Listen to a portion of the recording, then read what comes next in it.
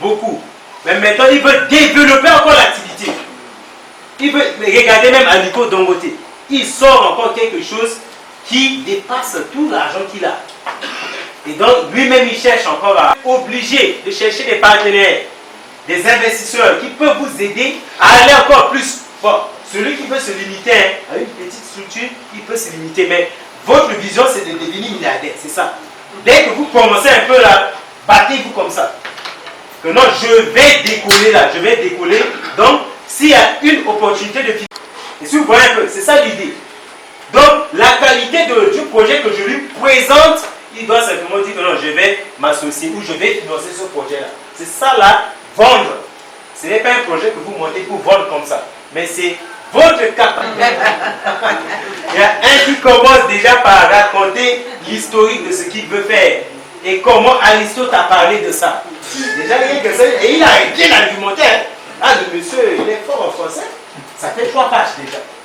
Avec l'histoire d'Aristote, tout ça. Peut-être la personne qui vous lit là, il n'a pas atteint votre niveau. Ah voilà, il faut tenir ce compte-là. Donc, il faut être simple et précis. Qu'est-ce que je veux? Voilà. Qu'est-ce que je veux? Vous voyez surtout les financiers là, ce sont des gens pratiques. Voilà. Donc, qu'est-ce que tu veux? Tu ne vas pas raconter beaucoup de choses. Allez à l'essentiel. Voilà. Qu'est-ce qui est essentiel? Qu'est-ce que je veux? Qu'est-ce qui est essentiel? Et vous devez vous concentrer sur les points importants. Voilà. Qu'est-ce qui est important dans mon truc? Vous voyez déjà, dans ce qu'il dit là, il a beaucoup parlé. La qualité. Voilà, c'est la qualité telle comme ça que eux là-bas, ils ont besoin de ça. Et voilà là, le climat. Ça touche, parce que ça, ce sont des contraintes aussi. Déjà à écrire un peu quelque chose. Il y a toutes les directives. L'autre là, le représentant résident, c'est un centrafricain. Mais quelqu'un comme ça qui a 4 500 000 par mois. Hein? Tu viens, tu vas directement, voilà ce que je suis venu demander. Mais tu dis, monsieur, étant donné que vous les centrafricains, vous avez faim. Ah, donc là, voilà. C'est ça les impressions. Hein? Ce sont des impressions du quartier. C'est vrai qu'il y a des gens qui ont faim ici, hein? Beaucoup, ouais, voilà. Mais d'autres se sont battus. Même les grands commerçants là, même les petits commerçants là, ils vivent bien. Donc voilà, donc nuancez vraiment les choses. Donc vous voyez, on dit bien, si vous avancez des hypothèses, il faut que ça soit des hypothèses prudentes. Hein? Voilà, des hypothèses prudentes et ça, les opinions communes, tout ce que les gens disent, non, non, non. Allez au niveau des chiffres selon PNUD, telle année. Et vous citez, vous mettez bas de page la revue que vous avez trouvé cette information dedans. Ou selon le ministère de tel, vous précisez avec les faits, avec les preuves. Voilà. Donc vous pouvez aussi utiliser un annexe pour démontrer la pertinence de votre argumentaire. Voilà. Et peut-être des statistiques, voilà ce que je viens de dire. Faites des recherches hein, sur le produit que vous voulez faire. Là. Faites des recherches. La RCA produit combien de tonnes? La RCA, quelle est la situation de ce produit-là? Il y a un ministère quand même là qui peut travailler là-dessus. Donc, nous avons beaucoup de ministères. Allez faire des recherches sur votre produit. Donc, lorsque vous êtes en face d'un partenaire ou lorsque vous montez votre business plan, c'est avec des faits réels. Voilà la situation de la demande. Je donne même le cas de poulet. On produit combien de tonnes de viande de poulet par an? Je ne sais pas. Il faut faire des recherches. Hein. Voilà. Il faut aller auprès de l'ICACES. On importe combien? Voilà. Parce qu'il faut connaître l'importation. Et vous voyez que le monsieur a résumé beaucoup de choses. Hein. Il rentre même dans la stratégie de change. Parce que l'importation dégrade la balance commerciale. Hein. Et si vous voyez un peu. Et lorsque tu exportes beaucoup, ça peut équilibrer la balance commerciale. Donc si vous prenez la balance de paiement dans son ensemble, vous allez voir la balance commerciale. Donc la balance commerciale, je vais expliquer simplement en langage simple, c'est importation-exportation. Et si vous voyez un peu, voilà. Et lorsque on importe beaucoup et on n'exporte pas assez, c'est dans la balance commerciale est déséquilibrée. Et là c'est grave. Parce que regardez, ça signifie parce que lorsqu'on ne sont pas achetés en Chine, ils ne sont pas achetés en France, c'est pas. Non, non, non. Et si vous voyez un peu, voilà. Donc il faut changer l'argent là avant d'aller acheter. Bon, maintenant, si on n'a pas assez de devises, c'est ça le vrai problème. Et si vous voyez un peu, parce que lorsque les gens parlaient, on rentre dans une analyse scientifique de la monnaie. Ok, c'est vrai, nous pouvons fabriquer notre monnaie. On peut être autonome. Mais regardez, on parle des fondamentaux des monnaies. Là, la SCA importe tout. Mais lorsqu'on dit importer, là, ça signifie que tu achètes, mais pas en France, c'est pas. Bon, comme on n'exporte pas assez de choses, bien que le bois, le café, et même le café, là, je sais pas, on ne nous compte même pas. Dans le bois, ben, ce bois et diamant là, ça rapporte combien de devises? Comparez ça, cette devise-là, par rapport à tout ce que nous importons, les voitures, les appareils, les congélateurs, tout ça. Et encore pire, les aliments. On ne peut pas. Donc notre balance commerciale ne peut qu'être déséquilibrée. Tout. Donc, lorsque tu exportes des marchandises à l'extérieur, tu ramènes des devises et tu équilibres la balance commerciale. Vous voyez un peu? C'est dangereux, hein, si le côté change. Les gens ne voient pas l'argent qui part en Chine. Mais si on fait des contrats aussi avec les Chinois, mais on peut leur vendre le manioc, on peut leur vendre telle chose, quand même ça peut diminuer une partie. Et là on ne voit pas ce côté. Mais heureusement avec les pays comme le Cameroun, hein, parce qu'eux aussi ils exportent beaucoup. Donc, au trop c'est 2 pages maximum. Peut-être une page et demie, hein. Une page et demie, c'est tout. Et donc l'idée de base c'est de convaincre les décideurs. Ici là il s'agit de ceux qui vont vous donner le financement. Gardez ça d'abord à l'esprit, que là vous pouvez émerger déjà avec vous. On a suivi dans la vidéo, le monsieur a commencé par lui-même et à un moment donné, l'État décide de le subventionner. Vous voyez? Voilà.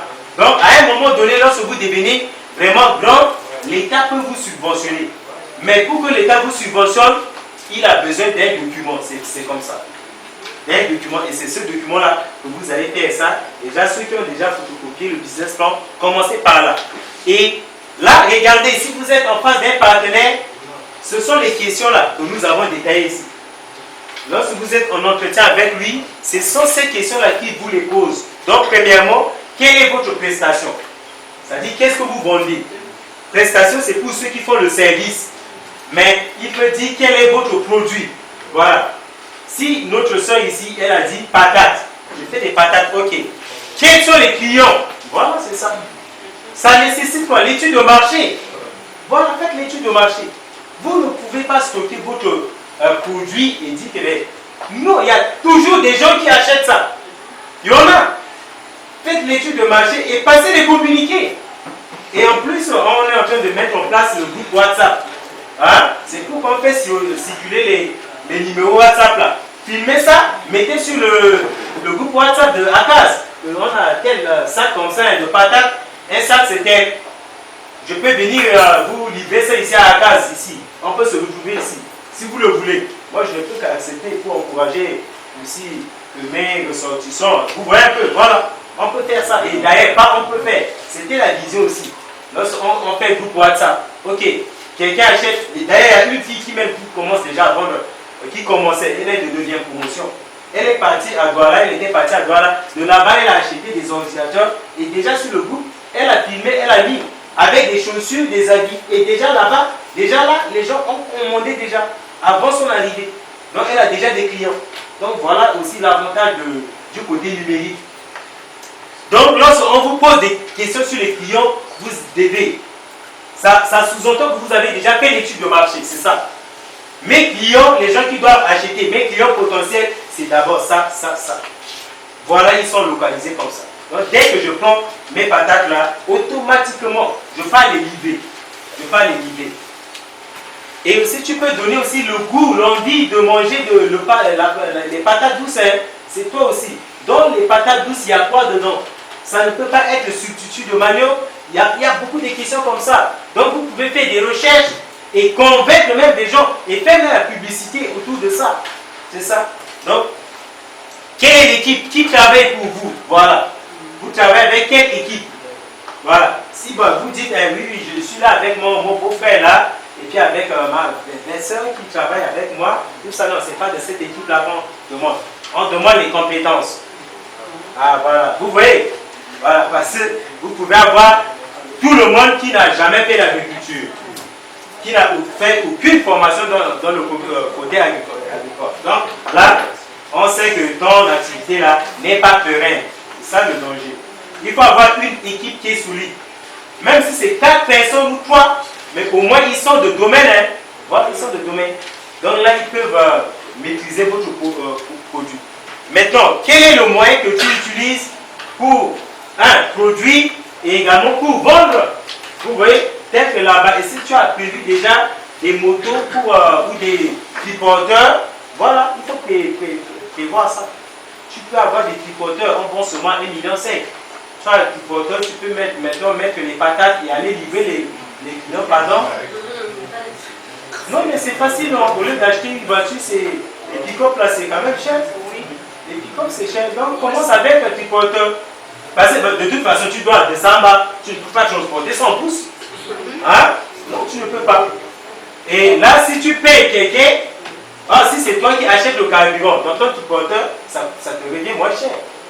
Moins cher. Et ça, en termes de temps aussi. Parce que tu peux venir garer et puis tu fais tout. Et après, tu mets le tripoteur là en location. Hein. Voilà, c'est comme ça. Donc, si tu payes seulement quelqu'un, là, tu payes beaucoup. C'est pour qu'on parle de moyens. Pour atteindre ou pour toucher la clientèle, tu utilises quel moyen?